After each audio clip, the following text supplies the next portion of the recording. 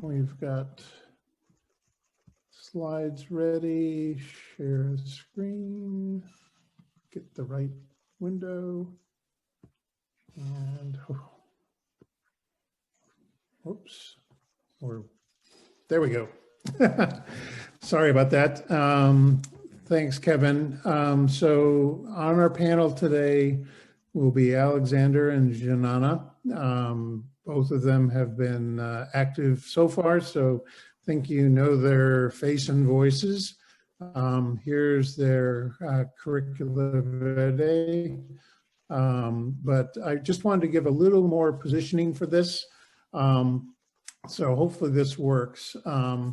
As Kevin said, is CWE a taxonomy or is it a standard? And I may reflect back in the 1976 Saturday Night Live skit on something similar. Is it a dessert topping or is it a floor wax? I'll offer that CWE has many different roles. If you look at this diagram that I shared earlier, you can see that a lot of different kinds of interactions are going on. And we also, early on, we're trying to lay down the foundation of what is this thing. Well, we want to be able to measure certain aspects. And we basically had two goals, synergistic, but basically one is, around a taxonomy, and one is around a dictionary or a standard reference or, a standard. So from the very beginning, we've kind of had this tension that it's trying to be both, or different aspects are. And so, it can be looked at as a taxonomy. It's not a rigorous ontology, but it is an organized structure. It's also, as you heard from Joe, it's out there as a standard, and it's out there as an object management standard being used in others. And this particular one in April will actually, you can find it already, but it's going to be finally published in April as an ISO standard. So we have both ISO, IEC, and ITU, the three national level standards bodies, recognize CWE as a thing. So we're not going to have any problems talking to any country about them. But the question is, what is it? And maybe it's both, a dessert topping and a floor wax. With that, I want to get back to our panelists. Alex, what do you have for an opening statement about this topic area? Thank you, Bob. Can you hear me okay? Yep. All right. So this is a conversation that can come up, and it's great to have around a dinner table or over drinks, but it can also get people hot under the cover, because it's sort of like saying everyone that thinks that VI is the best binary text editor, go over to the left, and everybody that likes Emacs, go to the right. You cross boundaries. One of the legacy literature, and also in the MITRE CWE website, there are references to CWE as being a common weakness enumeration list. Rather than calling it taxonomy or standard, it's a list of weakness types. And like you mentioned, it has ontological relationships, but it's not formal. And it has like the parent of and child of relationships, but it doesn't have things like is-of relationships. So it's a huge amount of work to try to collect all of the information from vendors. Like if we think back when, I think was CWE created in 2006? Actually, we started in 4, it became public in 5, and we went through these iterative drafts. So in 6 is about where we went to 1.0. Yeah, and you drew upon a couple of other taxonomies or works of other researchers, and over time it's grown tremendously, right? Now, when you talk about a weakness taxonomy or a weakness list that consists of, we'll call it roughly 1,000 entries, that's a lot of work over time, and it's really hard to get right because you don't know back then what we know now. So my personal view is we need common dictionary so that we can have meaningful conversations. If we want to evolve as an industry, we have many challenges. So some of the areas that we might want to improve is, as was already mentioned on the call today, use in mapping such as mapping to taxonomies, standards, best practices, and methodologies. That's still really hard to do with CWE or with any taxonomy, right? There's also gaps in the CWE.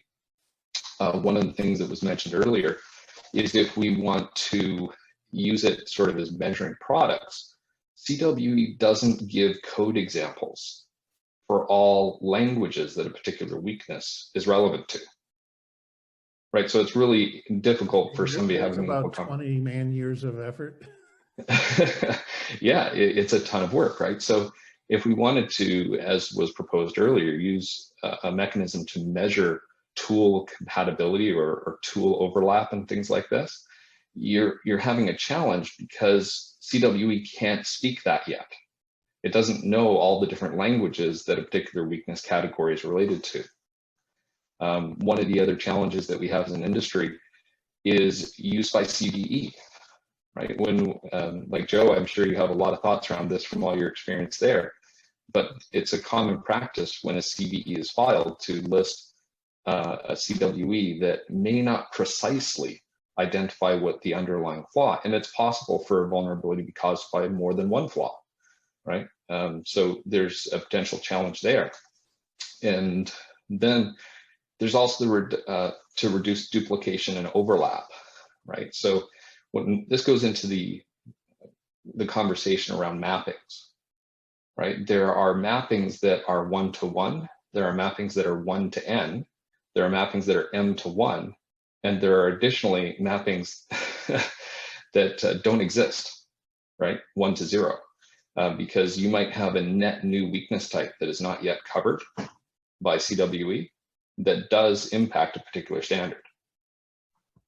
No, definitely a lot of different areas.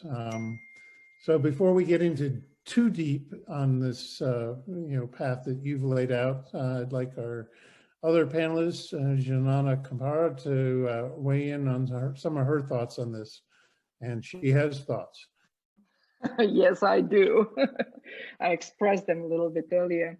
But for me, and as I mentioned, for my organization as well, we've been involved through the clockwork and later on through KDM Analytics, involved in from the day one on the CWE community, within the CWE community. For us, CWE is a body of knowledge with standardized labels and very important body of knowledge. But what is lacking is the formal representation of that body of knowledge so that we can basically make a compliance points, and that all these test cases could be about that compliance points, that vendors could be referring to the formalized compliance points. So why we are still talking about all this like almost 20 years later is because it was never, by vendors, it was never taken very seriously. Vendors never joined so much any of standard organizations that been working in this area. There is OASIS, some standards in this area on not so much of CWEs, but in a way how represent CWEs, source, sync, trace, and so on. Object management group through the tools output integration framework and SFP, software fault patterns meta model. So in order to do these compliance points, you need so many standards to be stacked up, because you need to to have a standard representing the code itself. And we have that standard. We have ISO standard and OMG standard that refers that it's ontology of the code formalized. So it's ISO standard, it's ISO 1956. OMG standards is the knowledge discovery meta model. That's the same standard. On top of that standard, you need to have a standard that represents, how do you represent the pattern? In this particular case, CWE pattern. We talked about that CWE needs to evolve into formalized patterns to be compliance points. So you need to stack that on top of the code ontology. So you need to stack how do you represent the weakness ontology of that. And on top of that is how do you actually represent what CWE is as a formal mathematical representation of that. So you need layers of standards to represent all this. You need formal ontologies, and that's only possible through the work, not community outside of that standard group, but community inside of the standard group. And I have not seen any of these vendors coming in, in numbers and joining any of these communities, standard communities, to work on this. However, having said that, as I mentioned, there are standards. We try to look at the CWEs from the perspective of body of knowledge, and through the software fault pattern DoD program, we analyzed the body of knowledge content and found that there is around 10% in that content, formal content, actually, that can be used to do the SFPs.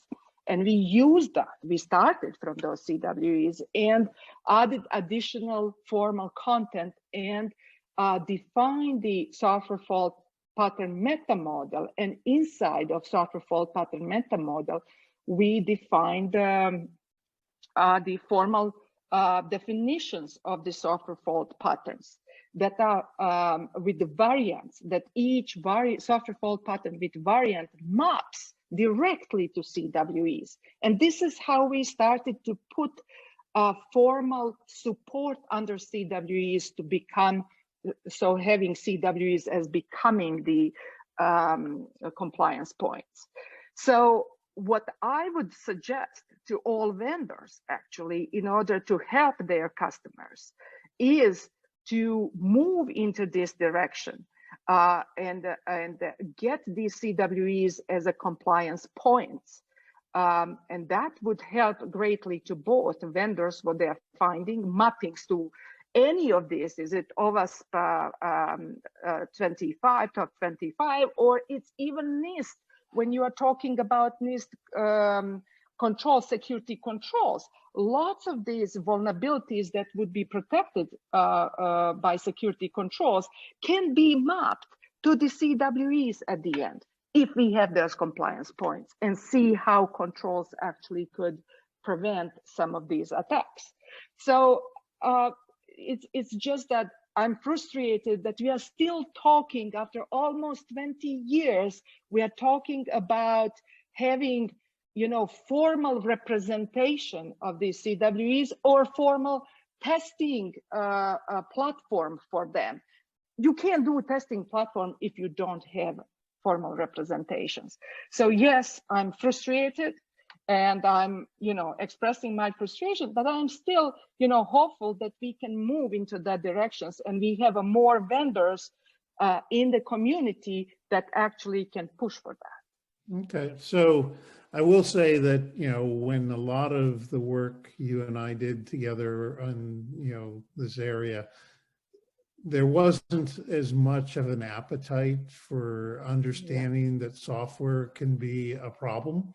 And therefore, vendors weren't trying to make their tools work together, be able to tell a good story about, what do I look for that others don't. Everyone that they sold to they showed some kind of improvement, but they didn't show it in any particular direction or for any particular type of issue. And so the whole discussion we've had about, scoring systems to focus in on what you care about, and then knowing whether or not it's really there or not, and being able to have some confidence in that. I think the whole market is changing. So one of my questions back to both of you, and I'll let Alex weigh in here first, but have you seen a difference in the dialogue you're having with customers or in their, appetite for, some details about, what to look for or how to, focus and the, compared to 15 years ago or 10 years ago? Yeah, so I'll be really transparent on this, Bob. I've been in the static analysis arena for just under 10 years, so I can't comment past that. I was in sort of runtime methods and things like that before that, but yes, the conversation's evolving. Customers are becoming more mature in terms of understanding application security. This has been evolving. Some industries are much further ahead than others. But the sort of things that we're starting to see is that customers might, say 5 years ago, have gone to things like Juliet that was used in SATE for testing C, C++, and Java, or they might have more recently used something like the self-proclaimed OWASP benchmark.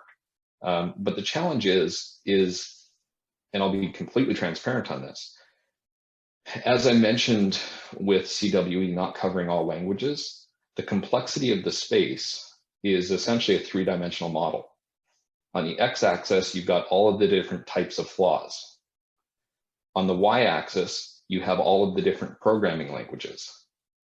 And then the z-axis is all of the libraries and frameworks that exist per programming language and which weaknesses apply where. Right? So I would sort of say that the customers are becoming more mature in terms of what they're asking for, to the point where some of them are injecting flaws into their own code to see if vendors can find them. Right? And so that's sort of going in the direction we want. And this goes back to something I've said earlier, is that different customers in different domains employ different programming languages, different frameworks, and have different potential weaknesses for the types of applications that they're writing for their context. So in terms of complexity, this is a really hard space, but yes, the industry is evolving.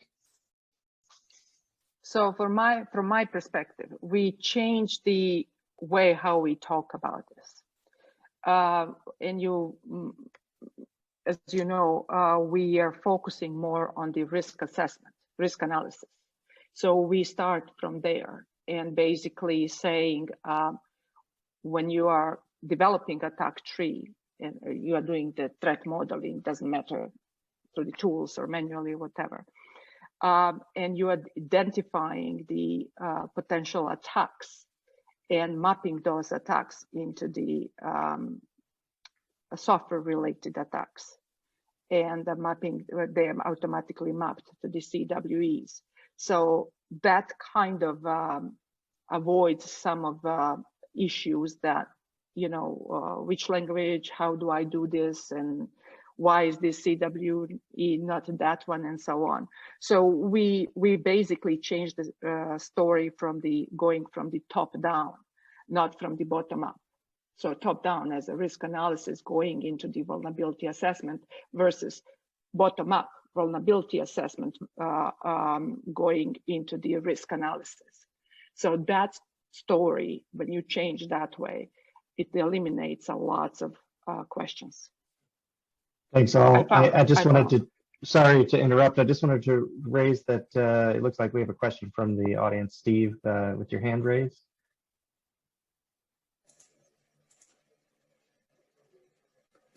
Yes, I hope everybody liked my ceiling. This is a question mostly for Djenana. you know, we've had lots of discussions over the years about the formalization work that you've been a heavy advocate for. People such as Paul Black at NIST have also been advocates for. I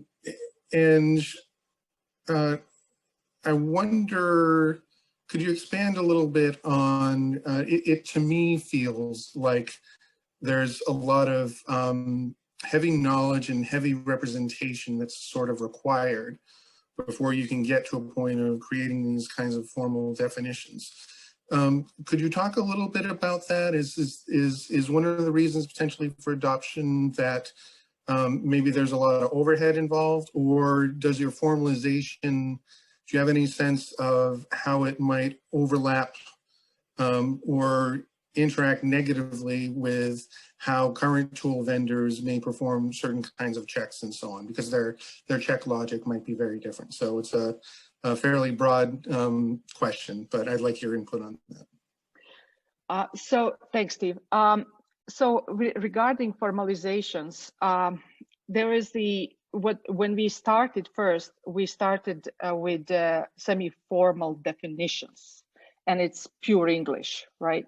But the way how it is structured is the semi-formal definitions with the variants. And we have that spreadsheet, I think we shared with everybody on that, defining the whole space and going into the space of the SFPs and defining those variants, definition and variants.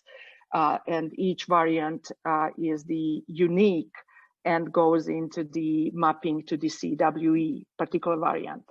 So now that's the semi-formally defined. But when we start formalizing it, even that very first level actually discovered a lots of gaps within a CWE space, as well as a lots of overlaps. And I think we shared that with you.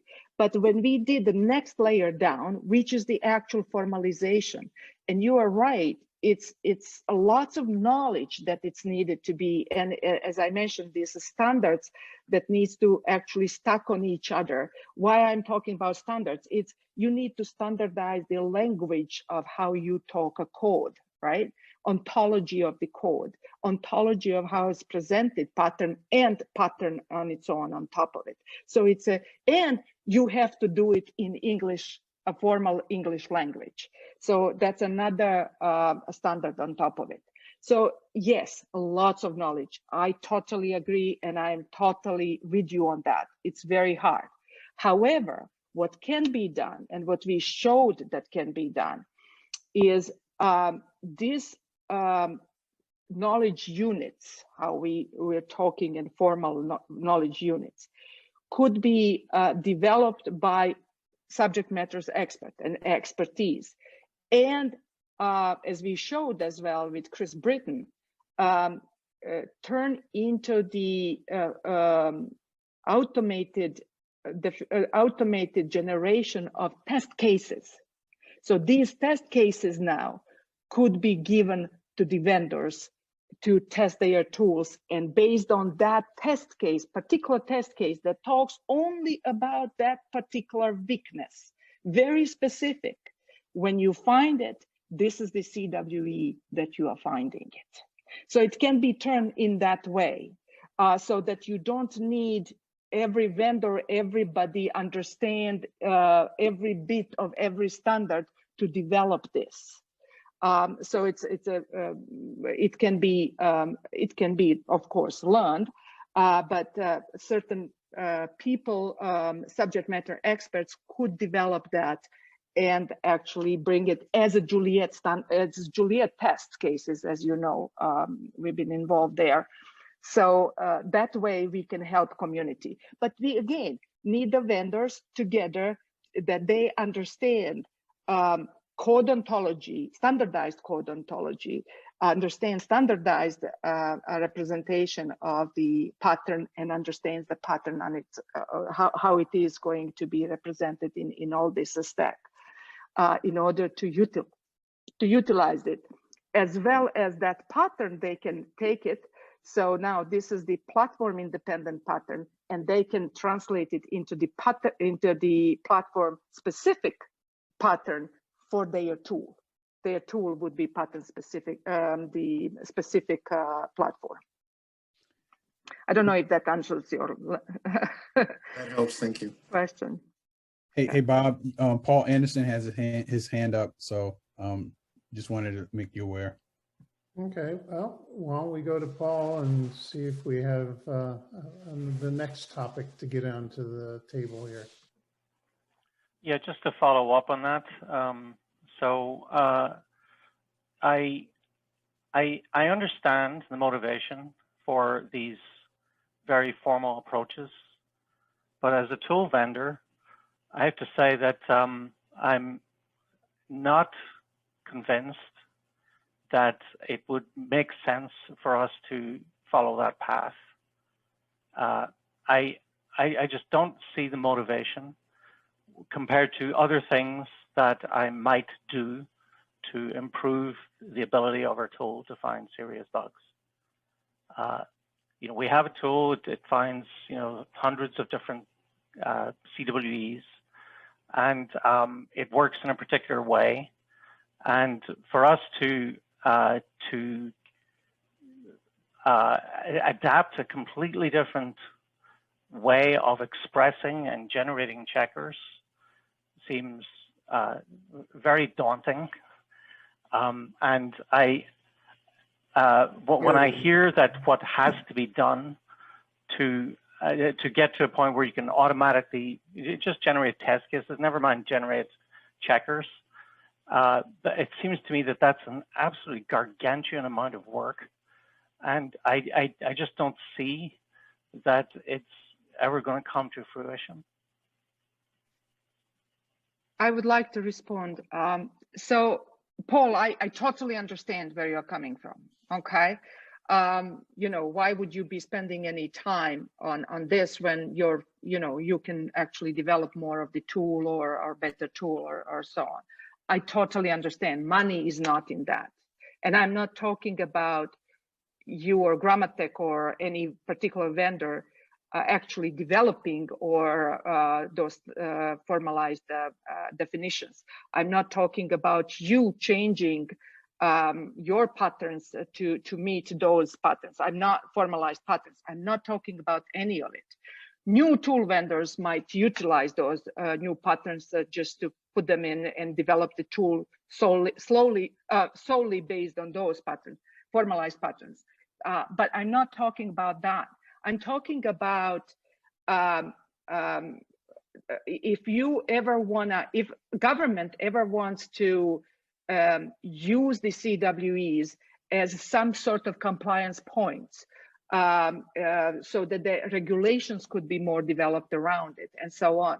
They need to have compliance points, but these are right now, they are not compliance points, because what your tool is going to find, Fortify doesn't have to, you know, express it in the same way, or Covertly doesn't have to express the same way. So you have, look at sorry, somebody mentioned mapping it to OWASP. You know, there are so many ways to map it. But it should be only one way, right? Right. So the way I think of it is, you know, there are the sea of flaws in real code, real design, real architectures, and there's a bunch of different techniques out there for finding those, but we can't articulate those targets and tell people, here's a sample of a target that we know it's exactly that. So we don't know what tools are finding in overall. There's no reference framework for us to say, oh, this tool is really good at finding these 87 things. And this tool, which uses a different technique, is really good at these 42. And because we don't have this, you know, kind of Cartesian coordinate system or way of identifying what are the weaknesses in a way that maps to the implementation world. I mean, we have, you know, the CWE corpus that talks about all these concepts, and we have the variants seem to get down to that level, but it's not actually this specific, code issue or design issue. And so I think what you're offering up is a way of creating that connection between what do we call things, how are they organized, and what do they look like in real code, so that we can actually get correspondence between what tools find and what we call them and how we organize. That's exactly. And if the government wants to put regulations around it, they need to invest into the formal points, right? And compliance points. And they would, how that would help vendors is they would get formal test cases that they can test their tools against, and they can assign, based on that, assign right CWE label. That's what I'm saying. I'm not asking the vendors to, what I'm asking vendors is to participate in a community on understanding how this would be done, but not to change anything in their tools or develop anything in addition to that. Bob, I see we have 2 questions from Kevin and Alex whenever we can get to them. Actually, mine wasn't a question. It was continuing on with the conversation. I was just waiting patiently. And that's me as well, because I was going to offer some real world things that I've noticed over the last 20 years of being a software tester. So Alex, you can go first if you want. Yeah, we'll let the panelists go first, and then the MITRE guy. Thank you, Kevin and Bob. So a couple of points here. I think the question that was raised regarding should we go in this direction, my takeaway is it's not a direction necessary that all tool vendors have to follow the same methodology for detecting weaknesses or flaws.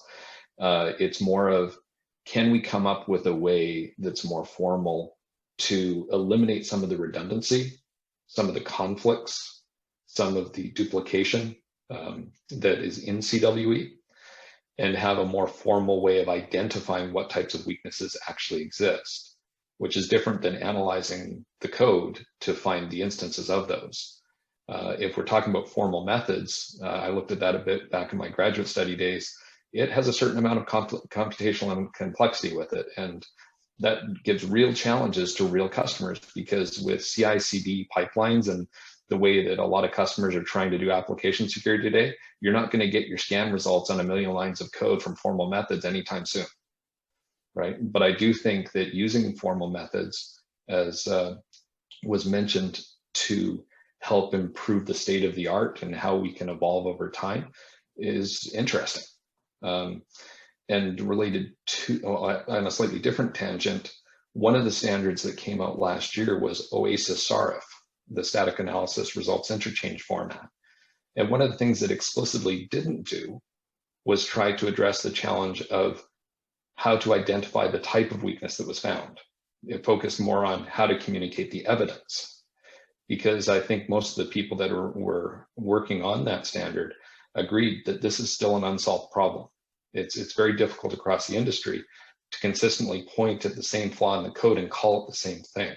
And formal methods might help us towards that goal. Yes, I agree. Kevin? He said it all. The biggest thing I question as a software test engineer is, there needs to be a place for us to say, does this stuff exist? How can I find this stuff? How can I test at this stuff? There needs to be that ontology. There needs to be a tool somewhere. And for me to go into my government spaces, they look at me and they go, well, how do we make sure we don't have any of these? And it becomes that downward spiral conversation. And then it becomes, well, run this big, huge tool and you might find something. So yeah. Well, and also, given the way CWE has been created, it's, things that somebody somewhere shined a light on, found it and determined it was something that was findable and had negative consequences. It doesn't mean there aren't other things out there and really bad things. And so by structuring it and having a taxonomy, whether it's what Djenana's talked about or the NIST work that they've offered up. You know, it's just a structured, repeatable way of looking through, well, if this and this happened in this language, what could happen over in this language, and find out what we haven't found out. So there's definitely things to explore. I wouldn't put, you know, the whole, my whole ante into one bet here, but it's definitely something that, you know, we need to do. More and more of the world is looking to do this. They're trying to create standards in different industries. You know, what do I do in the automotive where I've got these tiers of suppliers and I'm going to be picking between them, and now they're software enabled? How do I understand, you know, which one of them is a high quality product that I integrate in, because now their software is my vulnerability, and or in medical devices. And so more and more of the world is, as they say, being eaten by software. And so the problems that used to be just in your laptop or your, you know, maybe your phone is now everywhere. And so this is not something that's going to become less of a problem. And I think, you know, a taxonomy that helps it become standardized, brings a little more rigor to all of it, will just be cleaner for us at the end. Any closing statements, Alex? I just wanted to add a comment to what Djenana was talking about. The formalizing the expression of CWEs was something that I think would help lend to fewer false positives for those CWEs. And I think you've only formalized, what, 36 CWEs at this point? That's about it? Yeah, you can find white box definitions for a bunch of them. Right. But it's you're on mute, Djenana. But so my question is, do you feel that it's helped reduce false positives associated with those CWEs because of the formalization behind it? Well, it depends who is using it. Like, we are using it in our Blade One report, and I do feel that, because what we could assign actually in for the other tools, like our Blade One report is actually utilizing what static analysis tools are finding, and we are just collating and collating and unifying, normalizing the results. So we test actually these tools on using these formal representations and generating test cases for them. And we can actually say that particular tool for that particular CWE, their false positive or true positive rate is 80% or 50% or 0%. So we can actually assign the real number for that. So that's how we test the tools, and that's how we actually put together as a scoring mechanism which CWE found by which tool has a high possibility to be true positive. Or true, sorry, they are not working properly now. Oh. So, but your microphone. So yes, it does. From that perspective, it does improve greatly. Do we know this, Kevin? Do we know if there's research data available to support that? I would love to get my hands on that. I mean, I think this may be an interesting topic to explore from a research perspective, and really see, you know, if we formalize specific CWEs, what is the overall impact on improving fidelity for that particular test or a set of tests that's associated with that CWE? So if there's data available, I would love to see that and get my hands on it. And maybe we can, I mean, there's initiatives that we may be able to collaborate with to kind of explore it further, because I think this may be one of the things that can be part of what I call the state of practice, and being able to move that along so that we can do some of the more creative things that we've been talking about that have been challenges and roadblocks up to this point. Yeah. No, definitely agree. And the material, I believe, is available. So, so Alex, any closing thoughts, things we haven't talked about on this area? Just a couple of sort of things to think about. I'll start sort of in reverse order. In regards to the formal methods, a quick question for Djenana. Do you think that all flaw patterns can be represented by formal methods? The software, we were just focused on software fault patterns, yes. And we've done formalization for, as Joe mentions, for 36 of them. And I believe we actually released them.